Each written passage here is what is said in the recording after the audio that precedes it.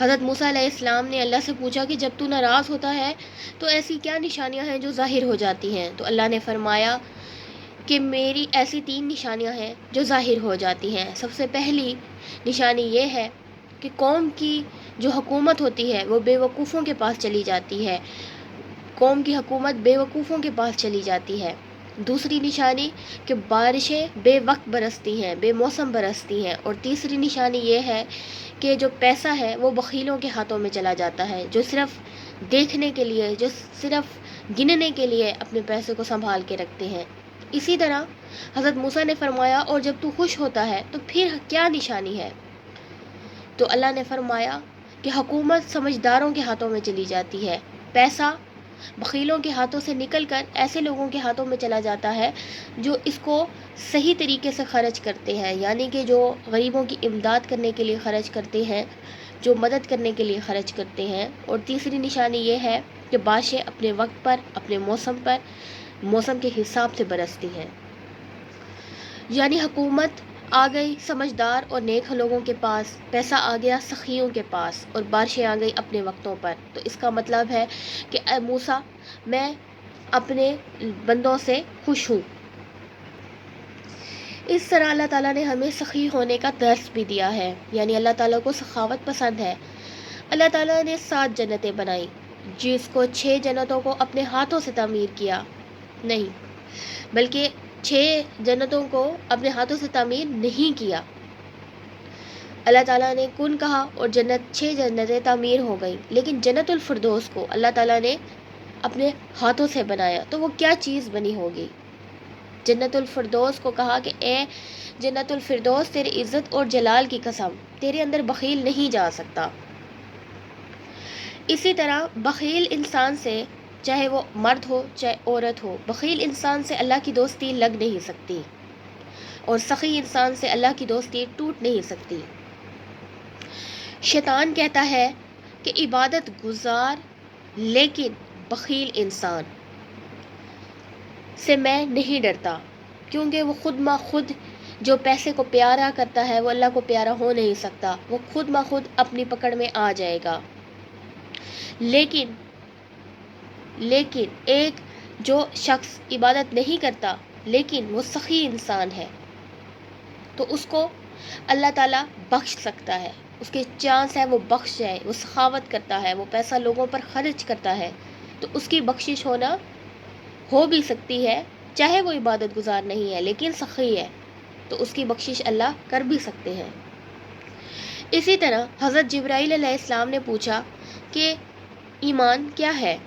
تو اللہ نے فرمایا ایمان عقیدہ ہے، اللہ پر، رسولوں پر، کتابوں پر، موت کے بعد کی زندگی پر، فرشتوں پر ایمان لانا، یہ عقیدہ ہے۔ اسی طرح اب پہلے جبرائیل امین نے سوال کیا، ان کو ان کا جواب ملا۔ اب ایک صحابہ اکرام عمر بن سوال کیا کہ ایمان کیا ہے؟ تو آپ نے فرمایا ایمان یہ ہے کہ صبر کر اور معاف کر۔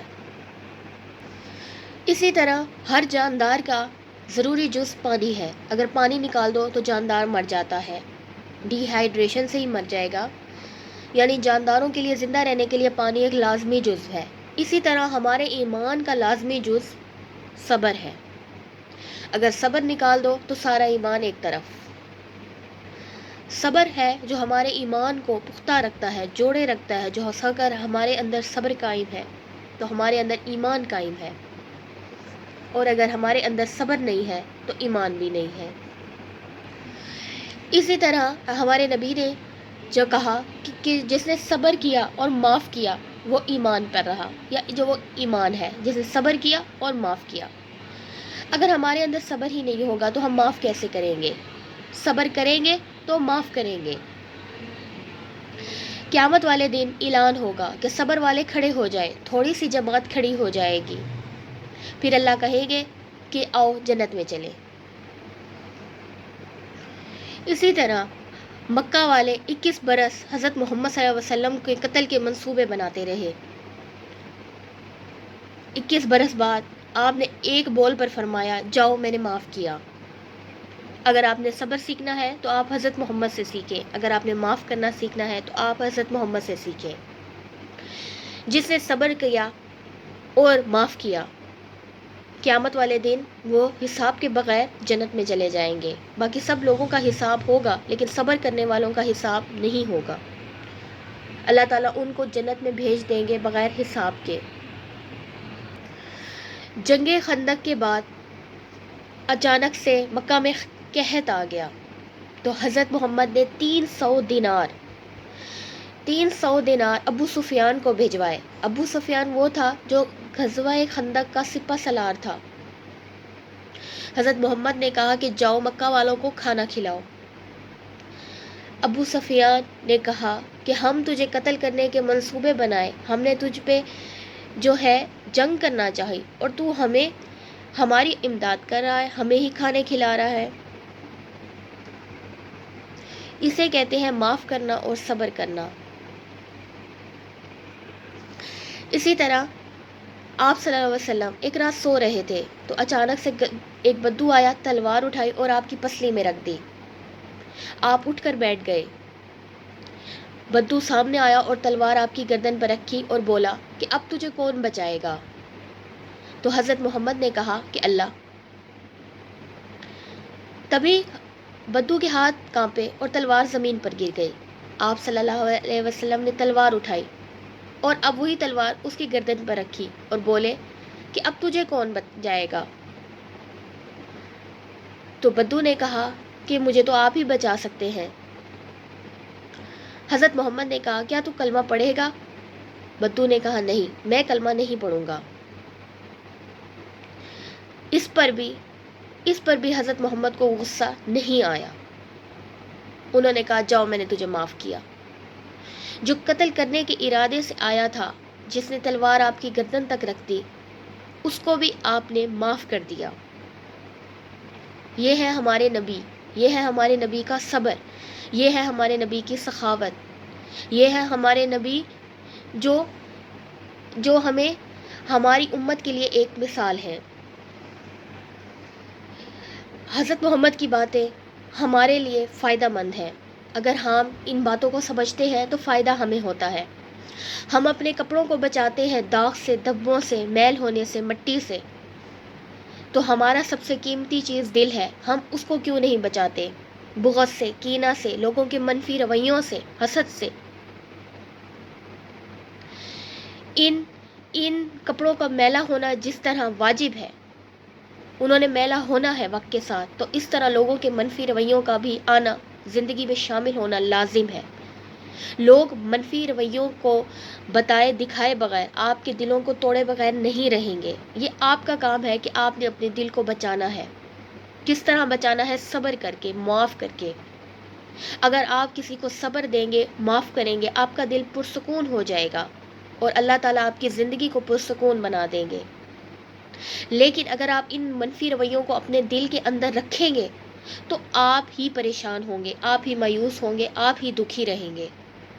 اگر آپ اپنے آپ کو دکھ سے بچانا چاہتے ہیں، اگر آپ اپنے آپ کو منفی رویوں سے بچانا چاہتے ہیں، کسی ڈپریشن میں کی بیماری اس لیے عام ہے کیونکہ ہم نے معاف کرنا چھوڑا ہوا ہے۔ ہم جب معاف کریں گے ہم ڈپریشن سے نکلیں گے، ہمارا دل پاک صاف ہوگا۔ لوگوں کا آپ پہ تنقید کرنا لازم ہے، لوگ تنقید کرنا نہیں چھوڑیں گے۔ آپ نے اپنے دل کو بچا کے رکھنا ہے، صاف کرنا ہے، معاف کرنا ہے۔ اسی طرح حضرت محمد نے حضرت انس کو فرمایا کہ ایک بہت بڑی حدیث سناؤں، ایک بہت بڑی سنت بتاؤں، اگر تو یہ کرے جس کو روزانہ کرنا پڑے گا، اپنے دل میں کسی کی نفرت نہ آنے دینا، اگر تو ایسا کرے گا تو تو جنت میں میرا ساتھی ہوگا۔ آپ نے کیا کرنا ہے؟ اپنے دل میں کسی کی نفرت کو بھرنے نہیں دینا۔ آپ نے اپنے دل میں نفرت کو بھرنے نہیں دینا، صبح شام۔ حضرت محمد نے کہا کہ دنیا کے ہر انسان سے اپنا دل صاف رکھنا، تو جنت میں میرا ساتھی ہوگا۔ جنت کا مل جانا جنت کا صرف مل جانا ہی بہت بڑے ظرف اور بہت بڑے تحفے تحائف اور زندگی کی پوری کائنات کی کامیابی کا نشان ہے، صرف جنت کا مل جانا۔ اور پھر یہاں بات ہو رہی ہے جنت میں حضرت محمد کا پڑوسی، حضرت محمد کا ساتھی بن جانا۔ کام کیا ہے کہ اپنے دل کو بغض، کینہ، حسد، ہر قسم کی نفرت سے پاک کرنا، دل میں کھوٹ نہ آنے دینا، کسی کے لیے بغض نہ آنے دینا، کسی کے لیے کینہ نہ آنے دینا۔ جس نے ہم پر دل کو تنگ کرنے کی کوشش کی، جس نے ہم پر بغض کیا، تانے کسے، ہمارا دل خراب ہوا، پھر بھی اپنے دل کو ان تمام کے تمام الفاظ سے صاف کرنا، اپنے دل کو کینہ بغض سے صاف کرنا ایک بہت بڑی بات ہے۔ اگر آپ ایسا کرتے ہیں تو جنت میں اللہ کے ساتھی ہیں۔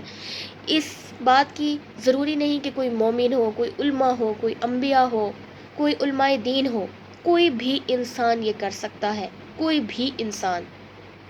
اس میں کوئی شرط نہیں ہے کہ وہ کتنی عبادت کرتا ہے، کتنی نمازیں پڑھتا ہے۔ عام انسان، کوئی بھی انسان اگر اپنے دل کو صاف رکھتا ہے تو وہ حضرت محمد، جنت میں حضرت محمد کا ساتھی ہوگا۔ کام مشکل ہے لیکن ناممکن تو نہیں ہے۔ چھوٹی سنتیں ہیں جیسے داڑھی رکھنا، سفید کپڑے پہننا، لیکن یہ ایک بہت بڑی سنت ہے۔ یعنی ہمارے معاشرے کے اندر آج صبر اور معاف کرنے کی قلت پیدا ہو گئی ہے، کیونکہ ہمارا عادت بن گئی ہے، اگر ہمارے اندر کچھ بھر جائے، کوئی ماں بھر جائے، بیٹا بھر جائے، رشتہ دار بھر جائے، باہر کوئی بھر جائے تو فوراً لڑنا جھگڑنا اور جواب دینا شروع کر دیتے ہیں۔ حالانکہ اللہ تعالیٰ نے فرمایا میری سب سے بڑی سنت ہے کہ صبر کر جاؤ، معاف کر جاؤ، جنت میں میرے ساتھی ہوگے۔ ہم نے کیا کیا ہے؟ ہم نے جواب دینا سیکھ لیا ہے۔ ہم نے ہر کسی کو ایک کے دو جواب دینا سیکھ گئے ہیں، ایک کی دو سنانا سیکھ گئے ہیں، اور اس میں اپنے آپ کی جیت سمجھ لی ہے۔ اس میں جیت نہیں، اس میں ہار ہے۔ جواب دینا جیت نہیں، جواب دینا ہار ہے۔ کسی کو دو کی چار سنانا اور اس کا دل بھی خراب کر دینا، اپنا دل بھی خراب کرنا، اپنا دل بھی دکھی کرنا، اس کا دل بھی دکھی کرنا، یہ ہماری کامیابی نہیں ہے، یہ ہمارا ناکامی ہے۔ اگر آپ جنت چاہتے ہیں اور حضرت محمد کا ساتھی بننا چاہتے ہیں تو آپ نے صبر کرنا ہے اور معاف کرنا ہے، خاموش رہنا ہے۔